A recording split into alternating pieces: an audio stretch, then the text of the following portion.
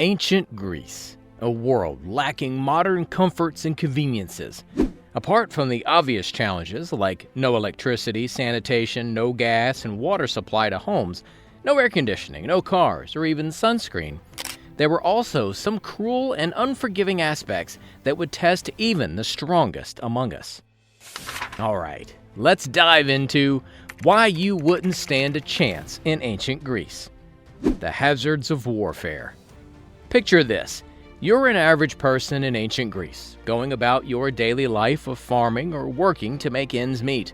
Suddenly, the call to arms reverberates throughout the city.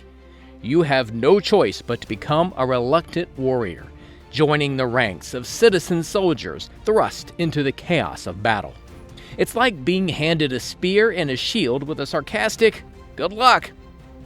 These battles weren't fought by trained professionals. Nope. It was you and your fellow commoners flailing around, hoping for the best.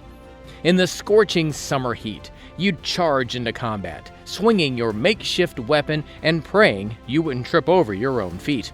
And guess what? You had to bring your own gear. If you were broke, tough luck. You'd be thrown into battle with nothing but your tattered clothes and a prayer. If you were slightly better off, you could scrape together enough silver coins to buy some armor, or maybe inherit it from your family. So if you think you'd survive in ancient Greece, think again. They'd throw you into the fight like a lamb to the slaughter, expecting you to come out unscathed. Dark side of democracy and justice. Justice in ancient Athens. The Greek and their love for democracy. But boy, did they push the boundaries at times. Picture this. You're a poor bloke who steals a loaf of bread to feed your hungry belly.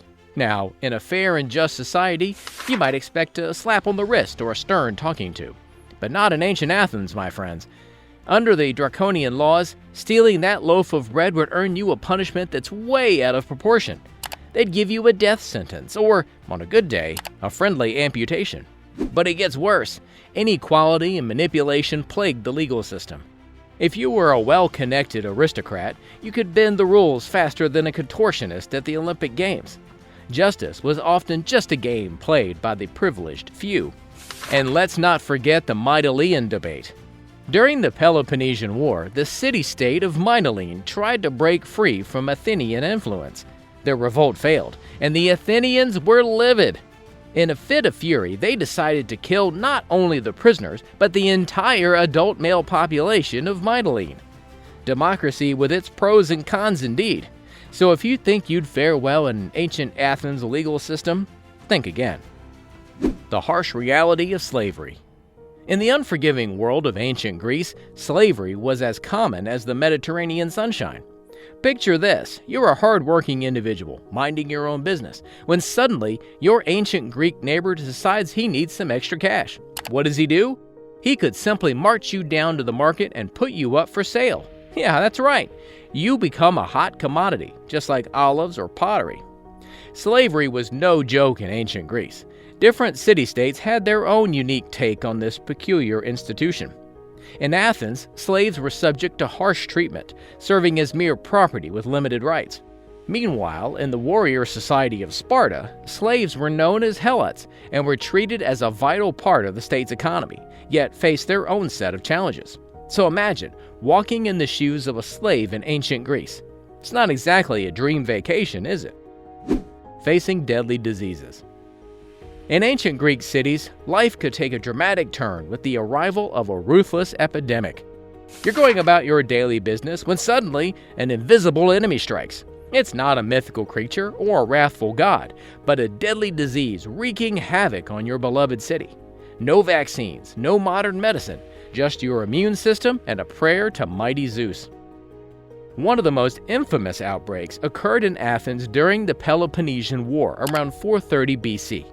Known as the Plague of Athens, this merciless disease killed 1/3 of the population, including the revered Pericles himself. The culprit?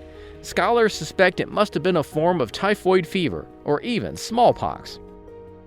Throughout ancient Greek history, numerous epidemics ravaged the population, leaving no one untouched.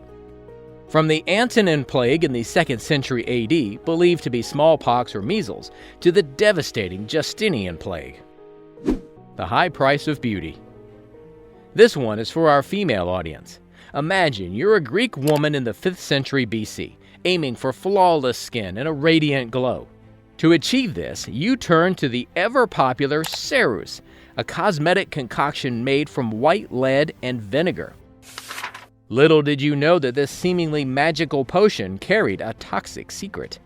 In the quest for that coveted pale complexion, women like you would apply cerus to their faces. It did create an illusion of beauty, but behind the scenes, it wreaked havoc on your health. That's right, the very ingredient meant to enhance your appearance could also lead to abdominal pain, muscle weakness, or even madness. And the dangers didn't end there. Greek women were not ones to shy away from dramatic eye makeup. They used a product called kohl, made from crushed minerals like galena. It was a surefire way to make their eyes pop with allure. But this enchanting practice came with a price. Lead accumulation, eye infections, vision problems, and irreversible damage. Who knew looking fabulous could be such a risky business? The stern Spartan upbringing. The Spartan childhood, where toughness and discipline reigned supreme. In ancient Greece, no one had it quite as challenging as the young Spartans. Picture this. You're a Spartan boy, raised under the watchful eye of your father until the year 478 BC when you turn 7. But at that point, you bid farewell to the comforts of home and embark on a journey to the state-run military camp known as the Agoge. It was Lycurgus, the legendary Spartan lawmaker, who first established this rigorous system to shape young Spartans into formidable soldiers. For the next grueling years, until around 450 BC, you would undergo intense training in the Agoge, located in the city-state of Sparta. There, under the watchful guidance of the experienced warriors and instructors called paidomos, you would be pushed to your limits. Endurance, combat skills, and discipline would be your daily bread, all in preparation for the defense and glory of Sparta. The Spartan concept of eugenics meant that weak or deformed infants were left exposed on Mount Taygetus. This practice ensured that only the strongest and most capable would survive to become Spartans, while others would face death. Forget about lavish meals. The Spartan diet was deliberately Spartan, aiming to toughen you up and teach you resilience. Known as the black broth, it consisted of a simple blend of pork, blood, vinegar, and salt. While other Greek children learned a range of subjects, such as music and mathematics, your studies would focus primarily on military tactics and physical prowess. And let's not forget the Spartan girls. In the city-state of Sparta, girls received a unique education that set them apart from their counterparts elsewhere in Greece. It was in Sparta that Queen Gorgo, wife of King Leonidas I, famously asserted her power and influence, exemplifying the strength and dignity of Spartan women.